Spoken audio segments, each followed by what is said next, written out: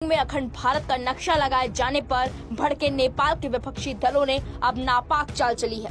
काठमांडू के मेयर बालेंद्र शाह ने अखंड भारत के जवाब में अपने ऑफिस में नया ग्रेटर नेपाल का नक्शा लगाया है। इसमें यूपी और बिहार के कई इलाकों को नेपाल का हिस्सा दिखाया गया है। वहीं नेपाल की सरकार ने अब तक इस मामले में कोई प्रतिक्रिया नहीं दी है, लेकिन विपक्षी दल इस पूरे मामले को बेवजह गरमाए हुए हैं। केपी ओली और उनकी पार्टी समेत कई विपक्षी दलों ने प्रचंड सरकार से मांग की है कि वो अखंड भारत के भित्ति चित्र के मुद्दे को भारत के साथ उठाए। इस बीच भारतीय विदेश मंत्री एस जयशंकर ने एक बार फिर साफ कह दिया कि ये नक्शा सम्राट अशोक के साम्राज्य को दिखाता है। काठमांडू के मेयर इस समय बेंगलुरु में है और अपनी पत्नी का इलाज करवा रहे हैं। उन्होंने अपने भारत दौरे से पहले इस नक्शे को अपने कार्यालय में लगवाया था। एक समय में नेपाल का साम्राज्य पूर्व में तिस्ता से लेकर पश्चिम में सतलुज नदी तक फैला हुआ था। हालांकि ब्रिटेन के साथ युद्ध के बाद नेपाल को ये बड़ा इलाका गंवाना पड़ा था। इस युद्ध के बाद मेची से लेकर तिस्ता और महाकाली से लेकर सतलुज तक का इलाका हमेशा के लिए भारत का अंग हो गया था।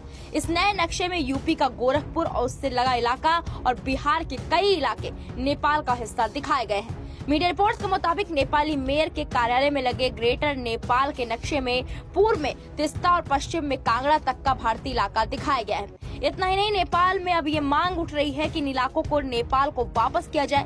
भारत समर्थक कही जाने वाली नेपाली कांग्रेस पार्टी के नेता गगन थापा ने कहा, नेपाल सरकार को आधिकारिक रूप से ग्रेटर नेपाल का नक्शा प्रकाशित करना चाहिए। अगर एक देश सांस्कृतिक नक्शा प्रकाशित करता है और आगे बढ़ता है तो नेपाल को भी ग्रेटर नेपाल का नक्शा प्रकाशित करने का अधिकार है। अगर नेपाल नया नक्शा प्रकाशित करता है तो भारत को इस पर आपत्ति नहीं जताना चाहिए। इसकी बजाय भारत को इसे स्वीकार करना चाहिए। इस पूरे अखंड भारत विवाद में हाल ही में नई दिल्ली की यात्रा पर आए नेपाल के पीएम प्रचंड ने भारत का बचाव किया। उन्होंने कहा, हमने इस मुद्दे को भारत के साथ उठाया है, लेकिन इसकी डिटेल हम मीडिया में प्रकाशित नहीं कर सकते। इसके जवाब में भारत ने कहा था कि ये एक सांस्कृतिक और ऐतिहासिक नक्शा है, न कि राजनीतिक नक्शा। इस नक्शे के अध्ययन की जरूरत है, लेकिन मैंने इस मुद्दे को भारत के साथ उठाया था।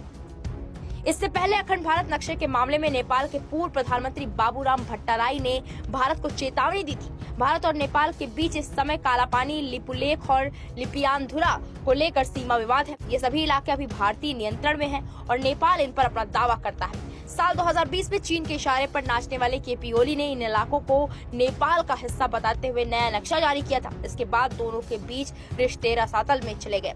अब इस पूरे मामले को लेकर आपकी क्या राय है? कमेंट बॉक्स में जाकर जरूर बताएं। भारतीय